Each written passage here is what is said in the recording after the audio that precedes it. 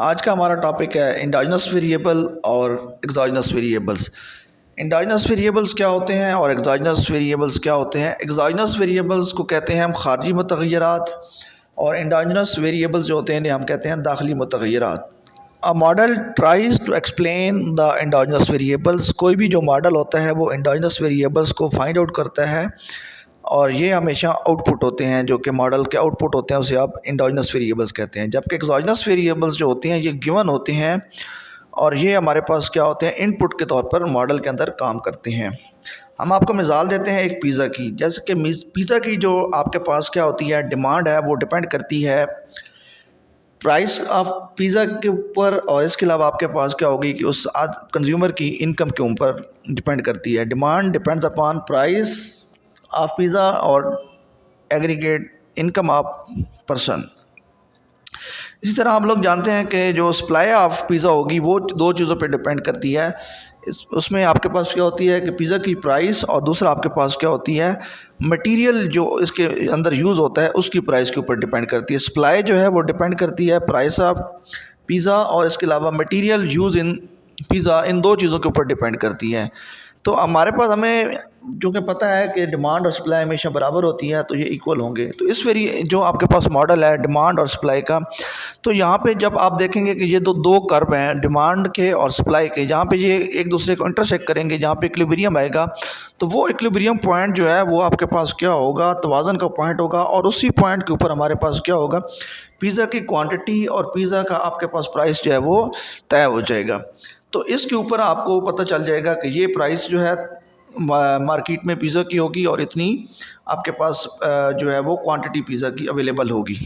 तो ये जो मॉडल या मिसाल मैंने दी है, इसके अंदर हमारे पास 4 वेरिएबल्स हैं। कौन कौन से हैं? एक आपके पास क्या है, डिमांड, और इसके अलावा आपके पास क्या होगा कि प्राइस ऑफ पिज़्ज़ा है, और इसके अलावा आपके पास क्वांटिटी ऑफ पिज़्ज़ा है। ये दो आपके पास क्या है, वेरिएबल हैं। और इसके अलावा दो वेरिएबल और हैं, वो कौन कौन से हैं? एक आपके पास एग्रीगेट इनकम है, जिसमें आपको बताया गया था कि डिमांड जो है, पिज़्ज़ा की डिमांड दो चीज़ों पे डिपेंड करती है। एक आपके पास पिज़्ज़ा की प्राइस के ऊपर, और दूसरा उस आदमी की इनकम के ऊपर।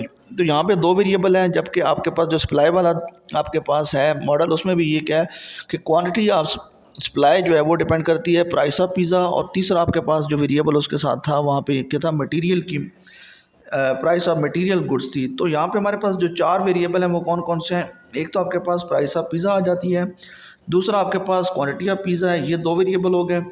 और दूसरे जो दो वेरिएबल हैं वो आपके पास एग्रीगेट इनकम है और प्राइस ऑफ मटेरियल है। तो ये टोटल कितने हो गए? 4 वेरिएबल। तो इसमें दो एक्सोजिनस हैं। एक्सोजिनस वो वेरिएबल हैं जो कि बैरूनी हैं, जो कि इनपुट के तौर पर काम कर रहे हैं, जो गिवन हैं, जो कि अज्यूम हमने किए हुए हैं कि ये कांस्टेंट है, ये चेंज नहीं होते। तो वो क्या है कि वो हमारे पास इनकम है, हमने ये सपोज किया है कि एग्रीगेट इनकम जो है वो चेंज नहीं होगी, और इसके अलावा प्राइस ऑफ मटेरियल जो है वो भी हमने यही सपोज किया हुआ है कि ये चेंज नहीं होगा। तो ये हमारे पास क्या है, एक्सोजिनस वेरिएबल्स हैं। जबकि हमारे पास जो इंडोजिनस वेरिएबल्स हैं जो कि डिटरमन होंगे इस मॉडल के ज़रिए, वो क्या है कि प्राइस ऑफ पिज़्ज़ा और आपके पास क्वांटिटी ऑफ पिज़्ज़ा, क्योंकि हमारे पास ये चीज़ें डिटरमन होंगी जहाँ पे इक्विलिब्रियम आएगा। तो ये जो दो आपके पास वेरिएबल्स हैं, प्राइस ऑफ पिज़्ज़ा और क्वांटिटी ऑफ पिज़्ज़ा, ये हमारे पास क्या है, इंडोजिनस वेरिएबल्स हैं।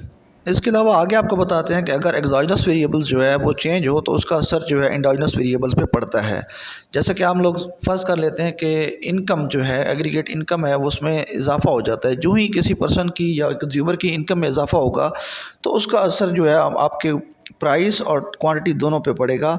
जैसा कि आप लोग इस फिगर में देख लें कि इनकम बढ़ने से जो डिमांड कर्व है वो बढ़ जाएगा। जैसे कि D1 से D2 हो चुका है, तो D1 से D2 होने की वजह से आपके पास क्या है, नया डिमांड कर्व आ जाएगा, और जो नया इक्विलिब्रियम बनेगा वो उसके ऊपर आपके पास नई प्राइस होगी और नई क्वांटिटी होगी।